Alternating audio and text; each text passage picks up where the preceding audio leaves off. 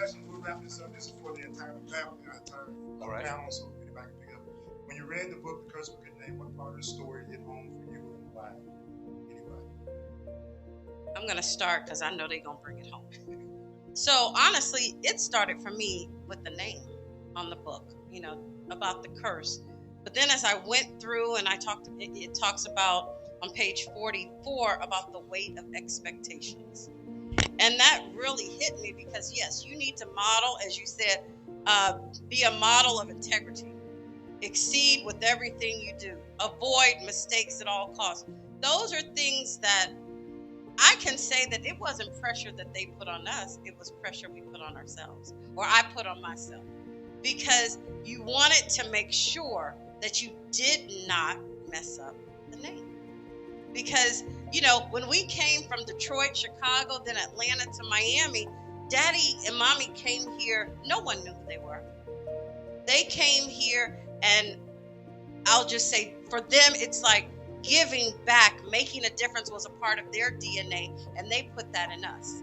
So for them, it was just a matter of, ensuring that we're doing the right thing. And to me, that's what it was about for us, is as I was reading this, is just saying, how do I continue the legacy? How do I continue to make a difference? How do I not only do it as their daughter, but instill that in our children, and so that they can then instill it in their children? So again, I applaud you on the work that you did with this book. It helps those of us that have families, because we grew up saying, shoot, we were the Cosby Show, watching the Cosbys on TV. It's like, that's the way I felt. We on the Cosby. And I just, again, I thank you for this. And, I thank you for giving me the opportunity to just share that, legacy is important. Having a good name and maintaining that is important as well. So thank you. Joe is the closer. I want to go before him.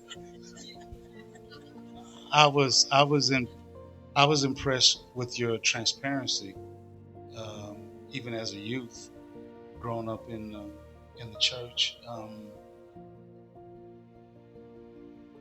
How they considered you as one of the children, not just as a grandchild, and the expectations that people in the church. I was like it was like you talking about me. I saw myself in the words of your text, man, how people in the church, how they would treat you. Some of the older ones were nicer. Some of the ones, it was different standard. It's a different standard that they tried to hold us to. And it was under the microscope, everything that we did, and how you rebelled. That was my brothers more so than me. How they rebelled at it, but I thought it was a great book. This is well written. Once you start reading it, you don't be looking at what chapter it is. It's like a continual read. You don't want to put it down until you finish it. I think you did a wonderful job, and I applaud you for doing that. And I just think that I'll never forget. Christian said the name of the book, and so many people are trying to be legends instead of just being legends. Yes. Great men never set out to be great. They set out to make a difference. My father knew your father. Your grandfather. I knew your grandfather. He was great at examples. He was great at illustrations. He was like a no nonsense guy. He didn't tell a lot of jokes and stuff, man. He was just on it. And so I appreciate that, and I appreciate you. Thank you for letting me be a part of it. Love you, Pastor. Thanks for joining us.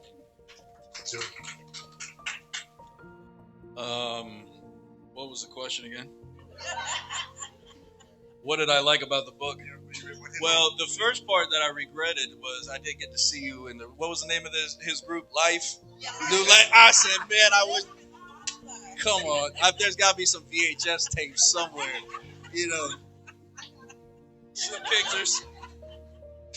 Well, I'm going to start from the end and work backwards. I'm just going to make two observations. And one of them was I like how the last couple of chapters had instructions. You want to overcome this? Here's 5 ways to do it. I like that. It was practical.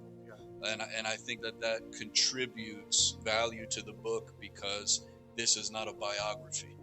Right. This is a lesson based on my story. So I enjoyed that. I think it makes the book valuable. You say something on, I think it's page 21, that said, a name can be a great blessing, but it comes with responsibility. And I think that just struck a chord with me, because I identified with that sentence. With a lot of the story too, in that sense. The custodian at school saying, "Watch it, coach," that kind of stuff. Certainly I could identify with that too.